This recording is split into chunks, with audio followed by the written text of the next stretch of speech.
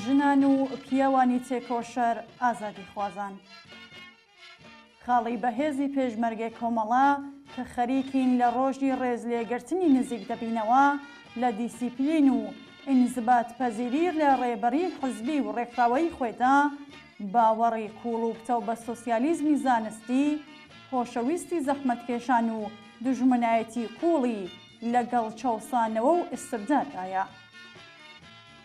ئەم وشیاریە وەک بنچینەی بوێری و وشیاری و وریایی ئەو پێشمەرگانە و قینی چینایەتیان سەبارەت بە بەهرەکێشی کەرتی تایبەت و دەوڵەتی و هێزی بڕیاردەری نظامی و وتڵاعەتی بە ئەژمار دێت.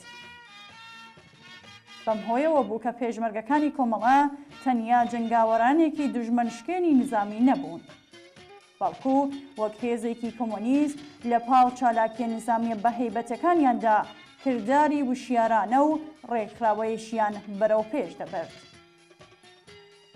لەم چوارچوەیەدا ڕێخستنی خەباتی خەڵکی کرێکار و زەحمەتکێش بۆ ئەوان گرنگیەکی زیاتری بەخۆیەوە دەگرت. پێشمەرگەی کۆمەڵا ئەرکە سیاسیەکانی خۆی لە ڕاستای دەستەبەرکردنی ئازادیە سیاسیەکان و لەوانە پێداگری لەسەر پێویستی بە ڕەسمیەت ناسینی مافی چارەی خۆنووسین لە چوارچێوەی بەرنامە و ئستراتژی حەزبی کۆمۆنیستی ئێراندا بەڕێوە دەبرد. پێشمەرگەکانی کۆمەڵا لەسەر ئەو بنەمایە دەیانزانی کە خەڵکی کرێکار و زەحمەتکێش لە ئەنجامدا بەدەستی خۆیان ڕزگار دەبن. بژی پێشمەرگەی کۆمەڵا بژی سۆسیالیزم.